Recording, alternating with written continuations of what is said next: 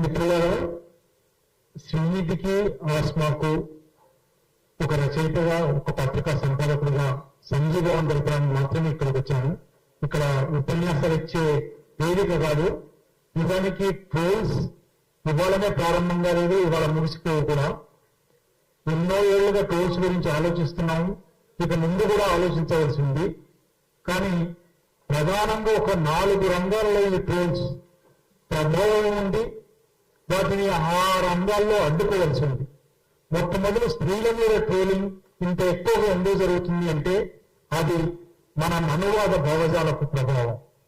మా స్త్రీ స్వాతంత్రం అర్హతి అనే భావం మనలో ప్రతి ఒక్కరిలో, బహుశా పురుషుల్లో, స్త్రీలలో, అధికార యంత్రాంగంలో, రాజకీయ పార్టీల్లో, వ్యవస్థ మొత్తంగా ఉండడం వల్ల స్త్రీలు వచ్చి మాట్లాడతారా, స్త్రీలు వచ్చి ప్రశ్నిస్తారా, ఇది వాళ్ళ కోపానికి కారణం. మీరు ఇవాళ చూశారు, ఒక భారతీయ జనతా పార్టీ ఎంపీ మరి ప్రియాంక ఖర్గే గురించి, ఆయన చేసిన ఆర్ఎస్ఎస్ మీద చేసిన కామెంట్స్ గురించి దళితులు ఆర్ఎస్ఎస్ ను ప్రశ్నిస్తారా? అది ఈ సమాజంలోని సంస్కృతి, సమాజంలోని భావజాలం. కింద ఉన్న వాళ్ళు ప్రశ్నించకూడదు, అణగిపోయి ఉన్న వాళ్ళు ప్రశ్నించకూడదు. అందులో భాగమే స్త్రీ ప్రశ్నిస్తే ఖండించడం. మనం ఈ భావజాలాన్ని, ఈ సంస్కృతిని ఎప్పుడు అర్థం చేసుకుంటాము, ఎప్పుడు ప్రశ్నిస్తాము, ఎప్పుడు ఖండిస్తాము, ఎప్పుడు కూలదోస్తాము అనే ఒక సుదీర్ఘ పోరాటం ఇది. అందులో ఇది చాలా చిన్న అంశం. 2, రాజకీయ వ్యవస్థ, రాజకీయ పార్టీ. నేను తెలంగాణలో ఒక చిన్న జిల్లా కేంద్రం పట్టణానికి ఉపన్యాసానికి వెళ్తే ఆ ఉపన్యాస హాలు పక్కనే ఒక పార్టీ ఆఫీసు 5 అంతస్తులు ఉంది. అందులో 4వ అంతస్తు మొత్తం ఒక 60-70 ఏసీలు ఉన్నాయి. నాకు ఆశ్చర్యం వేసింది. చాలా చిన్న జిల్లా కేంద్రం, ఎవరిది పార్టీ ఆఫీసు, ఏంటి ఏసీలు ఉన్నాయి అని అడిగాడు. సరే, పార్టీ పేరు చెప్పారు. ఇక్కడ ఒక 60 మంది ఉద్యోగులు పనిచేస్తారు. రోజు పొద్దున 10 నుంచి సాయంత్రం 5 వరకు కంప్యూటర్లు ఉంటాయి లోపల. ఆ ఏసీలన్నీ కంప్యూటర్ల కోసం అన్నారు. అది ఉద్యోగం, అది భారతీయ జనతా పార్టీ ఆఫీస్.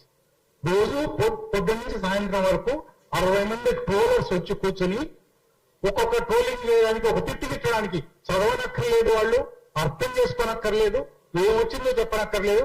ఒక టీమ్ హెడ్ ఎవరో ఉంటారు, టీమ్ హెడ్ చెప్తారు, ఇవాళ వీళ్ళ పని పట్టండి. వాళ్ళను ఇంతకుముందు శ్రీది చెప్పినట్టుగా లకారాలు తిడుతూ రాయడం. ఇది ఒక చిన్న జిల్లా కేంద్రంలో జరుగుతుందంటే దేశవ్యాప్తంగా ఎన్ని చోట్ల ఎన్ని వేల మంది ఈ పని చేస్తున్నారో ఆలోచించండి. ఇది రాజకీయ వ్యవస్థ. ఈ రాజకీయ వ్యవస్థను అర్థం చేసుకుని దీన్ని ఎట్లా ఫైట్ చేయగలము? రాజకీయ పార్టీలు ప్రత్యేకించి ట్రోల్ సైన్యాలను ఎట్లా నడుపుతున్నాయి, ఐటీ సెల్స్ ఎట్లా నడుపుతున్నాయి, ఇది ఎప్పుడో స్వాతి చతుర్వేది రాసింది. కానీ ఇవాళకి మనం దాని మీద చేయవలసిన పని చేయడం లేదు. అది ఇవాళకైనా చేయవలసి ఉంది. 3వ రంగం అధికార యంత్రాంగం. అధికార యంత్రాంగం కూడా పూర్తిగా ఈ మనువాద భావజాలంలో ఉన్నది. ఒక పోలీస్ అధికారి కానీ, ఒక మంత్రి కానీ, ఒక ఎమ్మెల్యే కానీ పితృస్వామ్యం లేకుండా ఉంటాడు అని ఊహించగలమా? పితృస్వామ్యంలో ఉన్నవాళ్ళు ఒక స్త్రీ ఒక కంప్లైంట్ చేస్తే, స్త్రీ మీద ట్రోల్ వచ్చిందంటే వాళ్ళకి అది పట్టించుకోవాల్సిన సమస్యగానే కనబడదు, అది ఒక కేసు పెట్టవలసిన సమస్యగానే కనబడదు. కనుక అధికార యంత్రాంగంలో కూడా ఉన్న ఈ భావజాలాన్ని ఎట్లా ఖండించగలము? అధికార యంత్రాంగం ఎట్లా మన ఇక్కడ ఇది 3వ 4వ రౌండ్ టేబుల్ సమావేశం. దానికన్నా ముందు ప్రజాస్వామ్య రచయితల వేదిక వాళ్ళ మహాసభల్లో ఒక ప్రత్యేకంగా ట్రోలింగ్ మీద సెషన్ తీసుకొని 2 రోజుల పాటు ట్రోలింగ్ మీద ఒక 20 ఉపన్యాసాలు చేసి పుస్తకం వేసింది. తెలుగు సమాజంలో ట్రోలింగ్ ఇవాళ మొదలు కాలేదు. ట్రోలింగ్ ఎన్నో ఏళ్లుగా జరుగుతుంది. ట్రోలింగ్ గురైన వాళ్ళు ఎంతో మంది ఇక్కడ ఉన్నారు.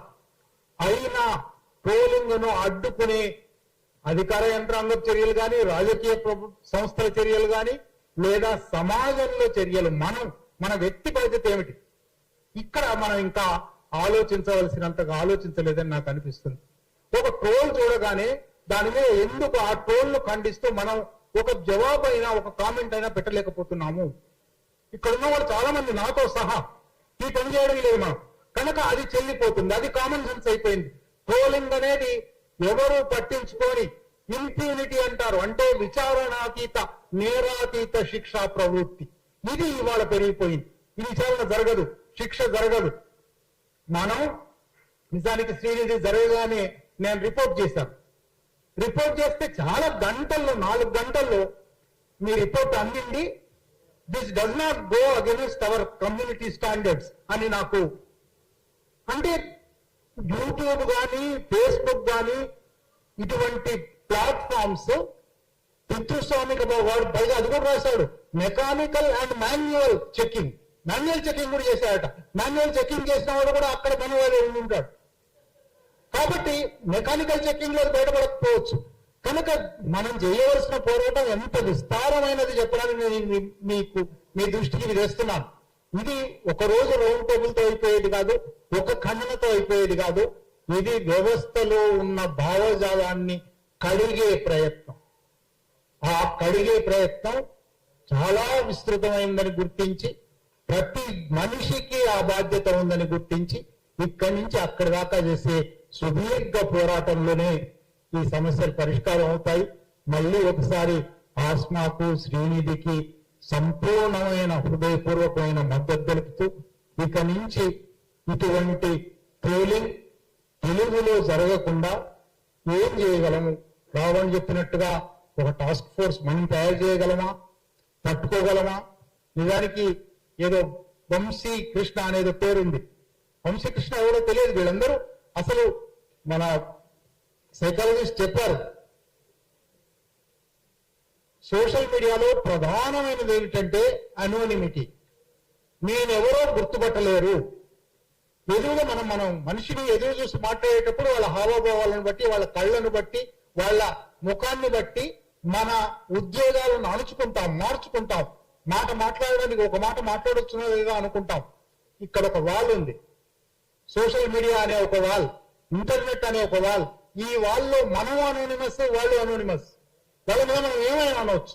ఈ అనోనిమిటీని దెబ్బతీయడానికి సోషల్ ప్లాట్ఫామ్స్ అన్నిటికీ మనం ఇటువంటి వాళ్ళ యాక్చువల్ ఐడెంటిటీ బయట పెట్టాలి అనే ఒక పోరాటం కూడా చేయవలసింది.